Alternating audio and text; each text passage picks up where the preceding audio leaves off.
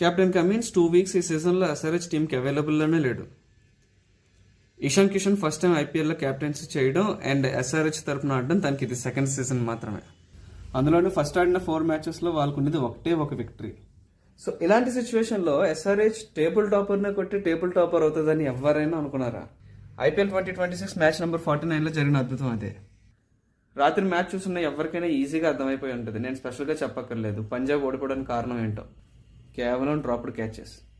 పంజాబ్ ఓడిపోవడానికైనా హైదరాబాద్ గెలడానికైనా సరే ఆ catches and ఆ ఫీల్డింగ్ ఎఫర్ట్సే కారణం. టాస్ గెలిచి బౌలింగ్ తీసుకున్నటువంటి పంజాబ్ ఓపెనర్స్ రిస్ట్రిక్ట్ చేయడంలో కొంచెం తడబడినప్పటికీ క్యాచెస్ ఫస్ట్ 2 క్యాచెస్ తీసుకోవడంలో మాత్రం బాగానే సక్సెస్ అయ్యారు. కానీ ఆ తర్వాత ఫామ్ లో ఉన్నటువంటి ఇషాన్ కిషన్ కి హెన్రిచ్ క్లాసన్ కి వాళ్ళు ఇచ్చిన లైఫ్లే వాళ్ళ నుంచి మ్యాచ్ ని దూరం చేస్తాయి. అండ్ ఇంకోటి పవర్ ప్లేలో కూడా మనం చూసుకుంటే ఎస్ఆర్హెచ్ దే పై చేయి.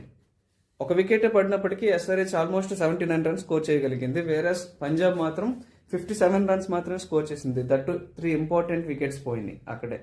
సో అదే మ్యాచ్ లో main turning point. SRH success అవడానికి పంజాబ్ లూజ్ అవడానికి కారణం అదే. ఈవెన్ ఎస్ఆర్హెచ్ ఫీల్డర్స్ కూడా 2 క్యాచెస్ డ్రాప్ చేస్తారు కూపర్ కొనాలిది. కానీ అప్పటికి మ్యాచ్ కంట్రోల్లో ఉంది. అండ్ కూపర్ కొనాలి ఈజ్ డేంజరస్ బ్యాట్స్మెన్, తక్కువ అంచనా వేయలేం. అయినప్పటికీ మిగతా బ్యాటర్స్ క్యాచెస్ ని అక్కడ కూడా డ్రాప్ చేయలేదు. ఎస్పెషల్లీ శ్రేయస్ అయ్యర్ గానీ అలాగే స్టోయినిస్ క్యాచ్ కొంచెం జగల్ అయినప్పటికీ Ishan Kishan somehow manage to catch it. And 2 matches తర్వాత టీంలోకి వచ్చిన శశాంక్ మళ్ళీ క్యాచ్ డ్రాప్ చేశాడు. సో గురు మళ్ళీ ప్రూవ్ అయింది క్యాచెస్ విన్స్ మ్యాచెస్ అన్ని. అండ్ రాత్రి విక్టరీ తర్వాత ఎస్ఆర్హెచ్ టేబుల్ టాపర్ అవడం చూస్తే నాకు కేజీఎఫ్ లెవెల్లో ఎలివేషన్స్ గుర్తొచ్చినాయి. కానీ నాకు తెలిసి ఎస్ఆర్హెచ్కి ఆనందం ఎక్కువ సేపు మిగిలిపోవచ్చు. ఎందుకంటే ఈ రోజు ఆర్సీబీ మ్యాచ్ అవుట్ ఉంది. అది ఎవరితోనో తెలుసుగా, ఆల్రెడీ అస్సాంలో 3rd ఏసీలో బుక్ అయిపోయినటువంటి లక్నోతో. ఒకవేళ ఈ మ్యాచ్ కనుక బెంగళూరు గెలిస్తే వాళ్ళు టేబుల్ టాపర్ అవుతారు. SRH second and PBKS 3rd position. అసలు ఎక్స్పెక్ట్ చేయలేదు.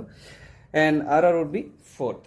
కానీ ఇక్కడ మిస్టరీ ఏంటంటే ఫస్ట్ ఎలిమినేట్ అవుతుంది అనుకున్నటువంటి కేకేఆర్ ఇంకా రేస్లో ఉంది. వాళ్ళకి ఇంకా ఛాన్సెస్ ఉన్నాయి. అండ్ ఎప్పుడు చేసినట్టుగానే ఆర్ఆర్ కానీ పీబీకేఎస్ కానీ టీసీ కానీ ఫస్ట్ అంతా సూపర్ పర్ఫార్మెన్స్ ఇచ్చి సెకండ్ హాఫ్లో కంప్లీట్గా డిసప్పాయింట్ చేస్తున్నారు. సో మ్యాచ్ విన్నింగ్ స్పెల్ మాత్రమే కాదు, మ్యాచ్ విన్నింగ్ క్యాచెస్ కూడా తీసుకోవడం వల్ల silencer is the man of the match. Pat Cummins, captain Pat Cummins. And రాత్రి జరిగిన మ్యాచ్లో మీకు ఏదైనా పాయింట్ కొంచెం ఇంట్రెస్ట్గా అనిపించినా కామెంట్లో చెప్పండి.